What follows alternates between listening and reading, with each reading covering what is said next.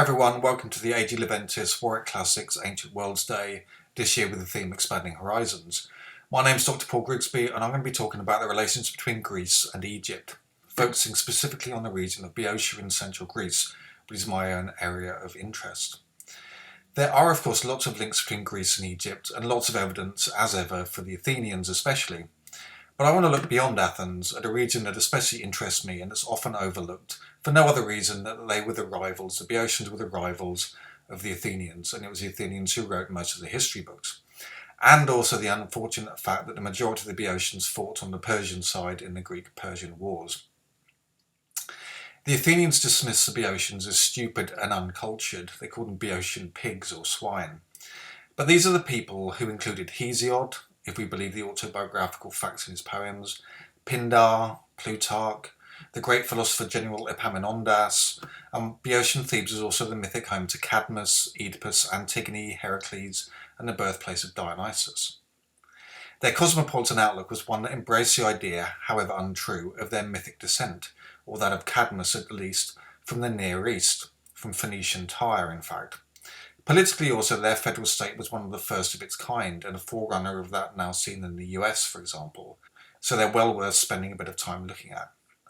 In the first video, I want to look at the real and imagined links between Greece and Egypt, focusing on Boeotian Thebes in the Bronze Age, showing possible evidence of links between Egyptian Thebes and Boeotian Thebes, as well as assumed links that are in fact no such thing, such as the links of the names Boeotian Thebes and Egyptian Thebes. I'll also have a little to say about the links between Boeotia and Mesopotamia.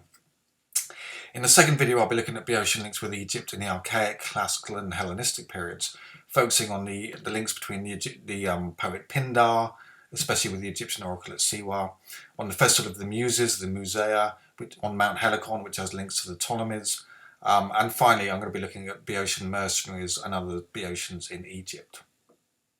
While some people, like the Athenians, wanted to think of themselves as autochthonous, sort of born from the land in which they dwelt, the Boeotians, perhaps displaying a cosmopolitan streak or a love of the exotic, embraced the idea that the original mythic founder of Thebes, Cadmus, was from the Near East, from Tyre in fact in Phoenicia. Hunting for his sister Europa, who had in fact been abducted by Zeus in the form of a bull and taken to Crete, Cadmus ended up at Delphi, where the oracle told him to give up on his sister and instead to follow a certain cow, and where the cow lay down to found a city. This was to be Thebes. And the cow, which obviously had a lot of stamina, finally lay down about 86 kilometres away at the place where Cadmus then founded Thebes with the trick of sowing the dragon's teeth, which you all may be familiar with. Rather confusingly, the Thebans seem to have had two foundation myths, which they later sort of melded together into one account, with Cadmus founding the original city by following the cow and sowing the teeth, and then the twins Amphion and Zethos building the walls themselves and the seven gates of the city. Homer, though, seems only to know of Amphion and Zethos and not of Cadmus's role in the foundation. This is what he writes in the Odyssey down in the underworld. And after her I saw Antiope, who said she slept in Zeus's arms and bore two sons, Amphion and Zethus, the first settlers of Thebes, city of seven gates. Strong though they were, they could not live there on the open plain without defences. Now, if you think of Mycenaean cities in Greece, you typically think of citadels such as Mycenae and Tiryns in the Argolid. Here's some pictures I took when I was there in 1988.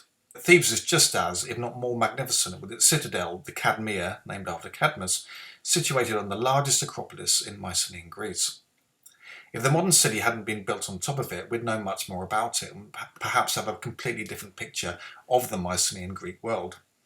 The oval shape of the modern city centre shows the limits of the Mycenaean city, but what this image doesn't show, Google tends to flatten images out, is the sheer steepness of the hill. It was the Cadmea was built on a real high acropolis.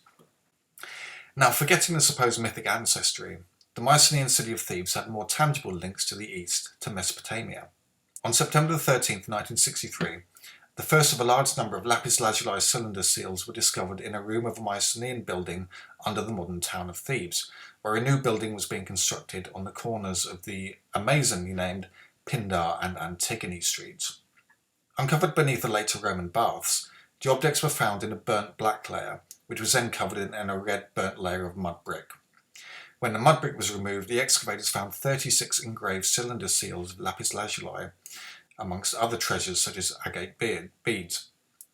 The The pottery at the site dated to no later than 1220 BC, so that it was decided that the seals in fact lay in the ash of the destruction layer of Thebes itself, destroyed like all the mainland Greek Mycenaean sites at the end of the 13th century. The seals include Cypriot examples from Cyprus, Hittite ones from Anatolia, seals of the Mitanni. The Mitanni was a kingdom in northern Syria around 15th century BC. There were early Babylonian examples, but the majority were Kassite seals, lapis lazuli seals from the Kassites who ruled Babylonia between the 5th and 12th centuries BC. And here we see a Kassite seal showing a god holding two rivers, which are probably the Tigris and Euphrates. These seals are concrete examples of an interest in and interaction with the outside world. The room in which they were found was part of a magnificent building whose ground floor was built entirely of stone, with an upper floor, ground floor storerooms and archives of Linear B tablets. The finds and construction of the building argue for its candidacy as the central palatial building on the Cadmea itself. Now, Edith Parada has come up with a really interesting theory of the origin of these seals based on the political fortunes of one king Tukulti-Ninurta, king of Assyria. Here's a photo we see Tukulti-Ninurta himself standing and kneeling. This is from the 13th century BC and was dug up at Ashur in Iraq. You can see it on display in the Pergamon Museum.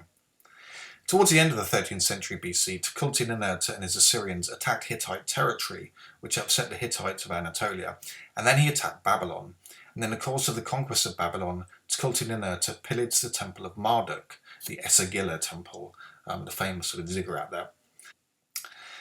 Now, Parada has argued that the distinctive character of the Kassite group of seals at Thebes suggests that it in fact originated from the Marduk temple in Babylon itself, and as a dedication perhaps, or a set of dedications, from where it was removed and traded to the Thebans by Tukulti-Ninurta I.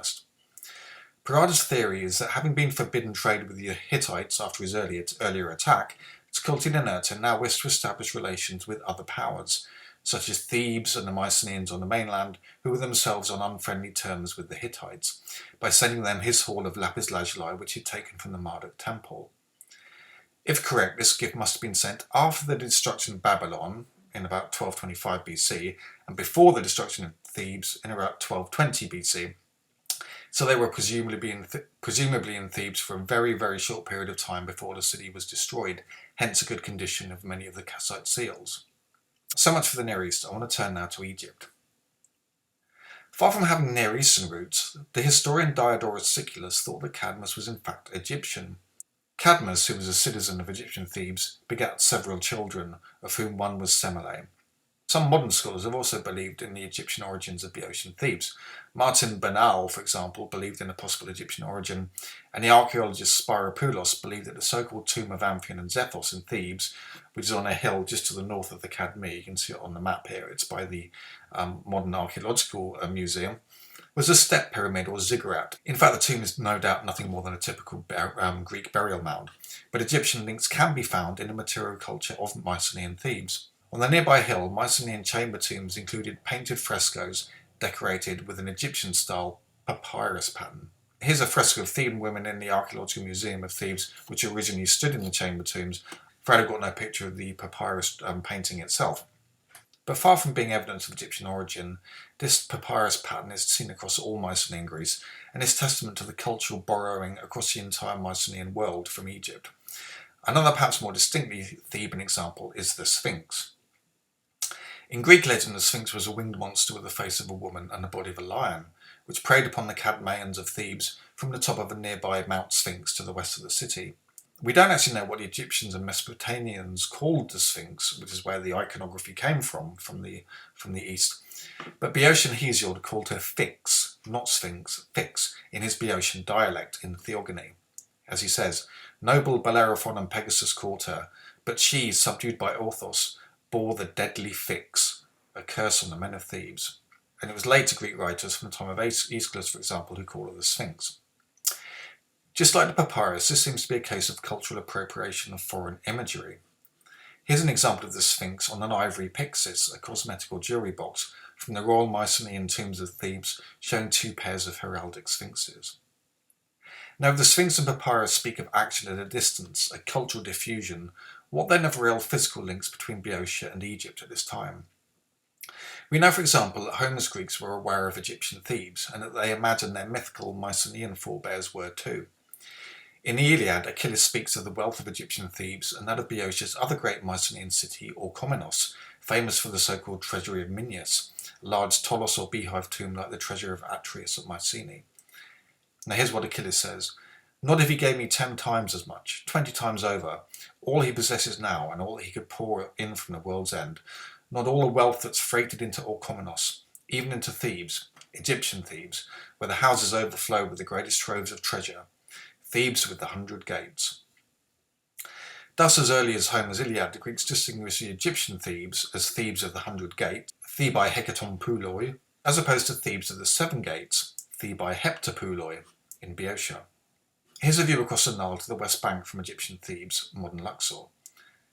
And here's the Temple of Karnak on the eastern bank, north of Luxor.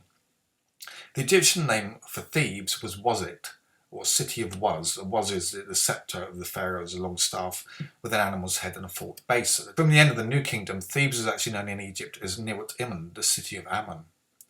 The Greek name of Egyptian Thebes, Thebai, may have been derived from Taope, the ancient Egyptian name for Luxor, but in truth no one really knows. Thus the coincidence of their names seems to be simply that. The Bronze Age name of Thebes, Tekka, or presumed to be Thegwai, or perhaps possibly Thegwa, first appeared in Linear B tablets recovered at Mycenae in 1953, and then since then it's been attested among sealings recovered in 1982 at Thebes itself. Names aside, a possible physical link between these two Thebes may be found in the archaeological record of Egypt. An inscription from Kom el Hatan, the mortuary temple of Amenhotep III, this is Tutankhamun's granddad, who died in about 1353-1351 BC. On the west bank of the Nile across from Thebes, modern Luxor, it seems to mention Boeotian Thebes in what may be the itinerary of a trading expedition, and this is what's called the Aegean list. The Aegean list is part of a much longer inscription carved into the base of a lost statue. It's inscribed with a list of towns and countries labelled as countries of the north. The inscription runs in 17 columns from left to right, and the inscription of the last 2 columns being lost, and the third from the last being illegible.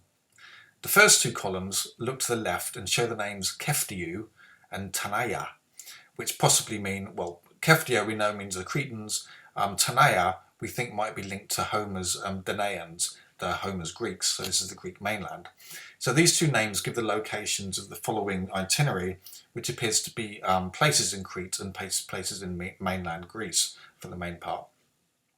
So we read Keftiu, Crete, Tanaha, the Danans, Amnissos, Phaistos, Kydonia, all in Crete, Mycenae, and then potentially Boeotian Thebes, then Methana or Messana, possibly Messene, Nauplion, Kythera, Ilios, Troy, Knossos back on Crete again, and then Amnissos again. This repetition of Amnissos being the fact which suggests a somewhat circular travel itinerary of a trading ship. If correctly interpreted, the list indicates detailed knowledge of the Mycenaean world. Here's a hieroglyphic transcript of the Theban portion, or the possible Theban. You can see the Egyptian here seems to be a Dikaias, which has been sort of linked to the Tekaya of Thebai. These things are always a bit up in the air. But Tekaya or Tega or Thegawai is close enough to the Egyptian, although another possibility is the less distant Arcadian Tegea.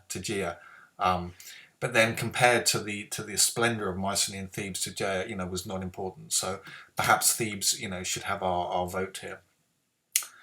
So while the Boeotians' descendants might not have come from the Near East or Egypt, and the Sphinx and papyrus frescoes show cultural borrowings and diffusion rather than evidence of direct links between Boeotia and Egypt itself, the Mesopotamian seals suggest strong trade links with the Assyrians in the late 13th century, and the Aegean list may reveal that Thebes was a destination for Egyptian trade over a century before that, in the mid-14th century. Now in the next video I'll look at the more tangible Boeotian Egyptian links in the Archaic, Classical and Hellenistic periods. Thank you.